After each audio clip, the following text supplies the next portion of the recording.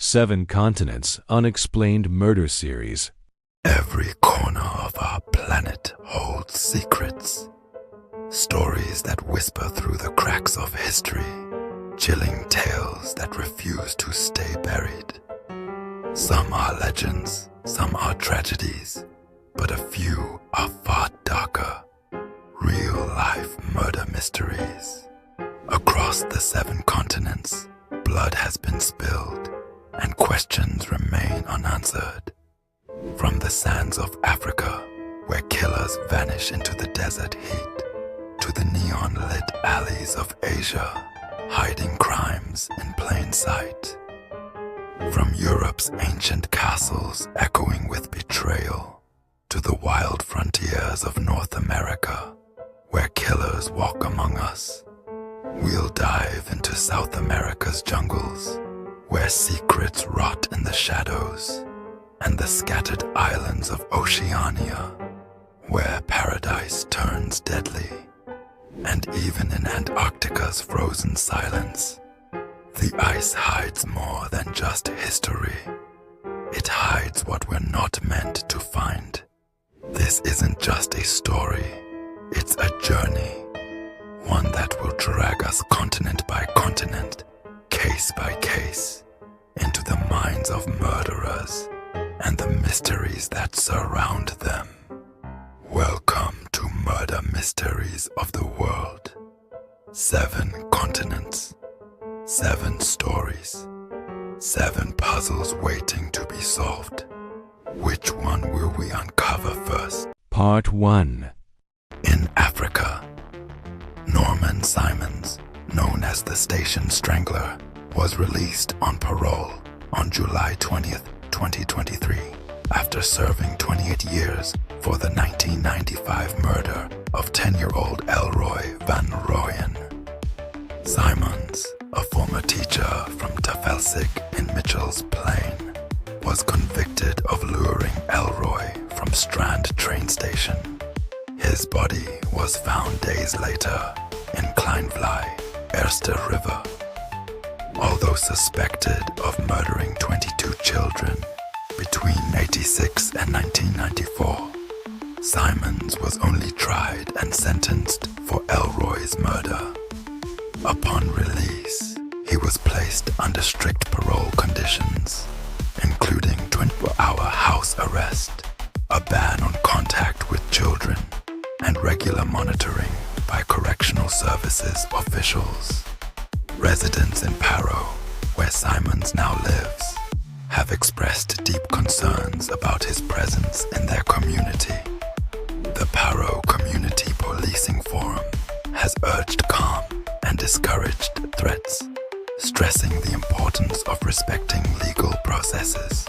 Meanwhile, community members continue to call for reopening investigations into the other 21 child murders linked to the Station Strangler, seeking justice and closure for the victims' families. Part 2. In Europe, on October 24th, 1906, a young girl's body was discovered in the woods near De Huel, Maasbergen, Netherlands. Dubbed Huilmeisje, the girl from De Huel, her identity remained a mystery for decades. Forensic analysis revealed she had died months earlier, likely in the spring or early summer of 1976, and was estimated to be between 12 and 15 years old. Despite extensive efforts, including public appeals and artists' impressions, no one came forward to identify her. In 2012, renewed interest prompted authorities to exhume her remains for advanced DNA testing, but the results were inconclusive. In August 2023, Dutch authorities launched a new DNA investigation using cutting-edge techniques, collaborating closely with German and Belgian police, as evidence suggested she may have originated from one of these countries. This breakthrough aims to finally match her DNA to missing persons databases across borders. For nearly 5 decades, Maisha's case has haunted investigators and the community. But with the latest forensic advances, there is renewed hope that her identity and the truth behind her death will finally be uncovered. Part 3. In Asia, after 33 years, South Korean authorities have officially closed the Hwaseong serial murders case, confirming Lee Chun-jae as the perpetrator. Between 1986 and 1991, Lee, then in his 20s, murdered 10 women in Hwaseong, Gyeonggi Province, in a series of attacks that shocked the nation. Advances in forensic science, particularly DNA analysis, led to his identification in 2010 when his DNA was matched to evidence from the crime scenes. Lee, who is already serving a life sentence for the 1994 murder of his sister-in-law, confessed to these crimes during police investigations. However, he cannot be prosecuted for the Hwaseong murders because the statute of limitations expired in 2006.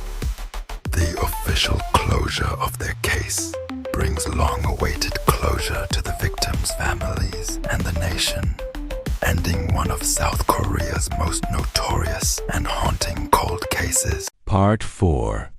In Antarctica, the 25-year-old murder mystery at the South Pole remains unresolved, with no new breakthroughs reported in the past 72 hours. On January 11th, 1996, New Zealand scientist Greg Mortimer was found dead at the Antarctic base where he was conducting research. Despite multiple investigations over the years, authorities have not uncovered conclusive evidence to determine the cause or circumstances of his death. The case has drawn international attention and speculation, with various theories proposed but none substantiated by forensic or testimonial findings. As of September 6, 2020, the investigation is ongoing, but no definitive leads or suspects have emerged, leaving the mystery of Mortimer's death an enduring enigma in Antarctic history. Part 5. In Oceania, on a chilly night in May 1993, 17-year-old Jane Furlong vanished from Auckland's Karangahape Road, a bustling area known for its nightlife and street activity. Jane, a teenager facing many challenges, was working as a sex worker when she disappeared without a trace. Her sudden absence sparked a massive police search and widespread public concern. But leads quickly dried up. Nearly 2 decades later, in May 2012, Jane's remains were discovered buried in sand dunes at Sunset Beach, Port Waikato, miles from where she was last seen. The grim discovery reignited intense interest in her case and raised chilling questions. Who took Jane? And why was her life so brutally cut short? Despite numerous interviews, extensive investigations, and public appeals, the person responsible has never been identified. Jane's family continues to seek answers, hoping for closure after years of heartbreak and uncertainty. The unresolved case highlights the dangers faced by vulnerable young people and the immense challenges law enforcement faces in solving cold cases. Jane Furlong's story remains a haunting reminder of the justice still needed and the lives affected by such tragedies. Part 6. In North America, James Lewis, the prime suspect in the 1982 Tylenol murders, died of natural causes on July 9, 2023, at his home in Cambridge, Massachusetts. He was 7 years old.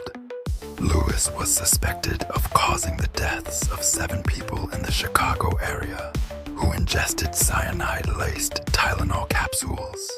In 1982, he sent an extortion letter to Johnson & Johnson demanding $1 million to stop the poisonings. Although Lewis was convicted of extortion and served more than 12 years in prison, he was never charged with the murders due to insufficient evidence. After his death, the case remains officially unsolved, and investigators have not announced any plans to reopen the investigation. The Tylenol murders prompted major changes in the packaging of over-the-counter medications, including the introduction of tamper-resistant packaging, which has since become an industry standard to enhance consumer safety. Part 7, final part of this series. In South America, deep in the heart of the Amazon, a brutal massacre shattered an indigenous community, leaving survivors to pick up the pieces amid overwhelming grief. One man, once just a member of his tribe living quietly in the jungle, suddenly found himself thrust onto the world stage as the public face of this horrific atrocity. He witnessed unimaginable violence firsthand, losing close friends and family members. Yet his resolve did not break. Instead, he transformed his profound pain into a powerful purpose. With cameras and reporters following his every move, he spoke out boldly, demanding justice, not only for his people, but for all indigenous communities whose voices are too often ignored or silenced. He faced relentless backlash and threats from those who wanted the story buried and forgotten. Yet he persisted, driven by the memory of those lost and the urgent need for change. His heartfelt testimony before international organizations brought global attention to the ongoing plight of the Amazon's guardians. Today, his voice echoes far beyond the jungle, serving as a powerful reminder that even in the darkest aftermath of tragedy, one person's courage can spark meaningful change and ignite hope for a better, more just future. Thank you for all your love and support, and don't forget to like and subscribe.